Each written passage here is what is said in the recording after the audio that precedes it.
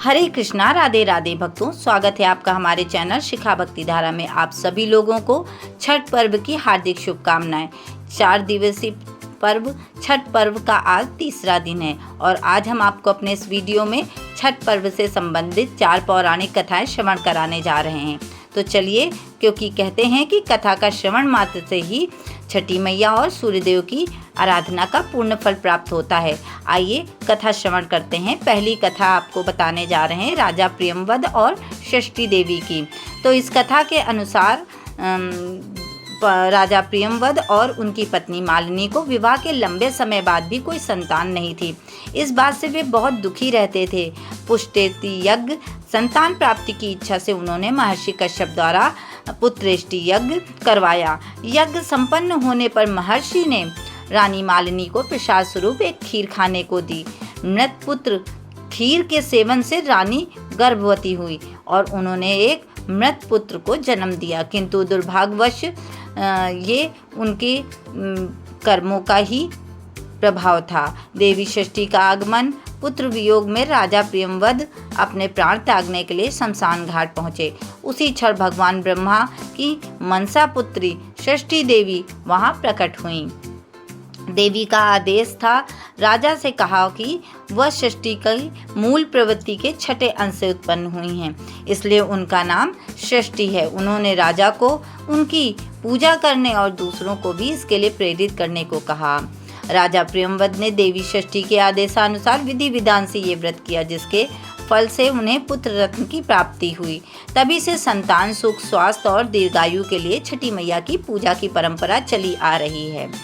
दूसरी कथा के अनुसार महाभारत काल में और सूर्यपुत्र कर्ण की कथा है ये।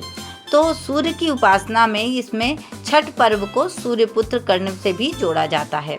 माना जाता है कि कर्ण भगवान सूर्य के परम भक्त थे और कर्ण प्रतिदिन घंटों कमर तक पानी में खड़े होकर भगवान सूर्य को अर्घ दिया करते थे।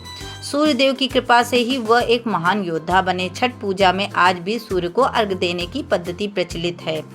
तीसरी कथा के अनुसार महाभारत काल में जब पांडु जुए में अपना सारा राजपाट हार गए और वनवास के दौरान कठिन समय का सामना कर रहे थे, तब द्रौपदी ने इस संकट से मुक्ति पाने के लिए महर्षि धौम्य से के कहने पे छठ का व्रत किया था। द्रौपदी के व्रत और सूर्योपासना के फल से ही पांडवों को उनका राजपाट और खोया हुआ वैभव वापस मिल गया था।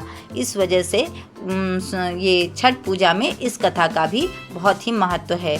चौथी कथा, इस कथा के अनुसार रावण पर विजय प्राप्त कर जब भगवान राम और माता सीता अयोध्या लौट रहे थे, तब राम राज्य की स्थापना से पूर्व उन्होंने कार्तिक शुक्ल षष्ठी तिथि को सूर्यदेव की उपासना की थी और ये छठ पर्व मनाया था। कहा जाता है कि माता सीता ने अपने पुत्रों यानी लव और कुश की मंगल कामना के लिए ये व्रत किया था, जिससे अयोध्या वासियों ने भी इस पर्व को अपना लिया। इन सभी कथाओं का सार यही है कि छठ पूजा सूर्य की जीवनदायिनी शक्ति और छठी मैया के मातृत्व स्वरूप के प्रति आभार प्रकट करने का पर्व है, जिसे अत्यंत अनुशासन और पवित्रता के साथ मनाया जाता है। तो आप लोगों को छठ पूजा की एक बार फिर से हार्दिक शुभकामनाएं।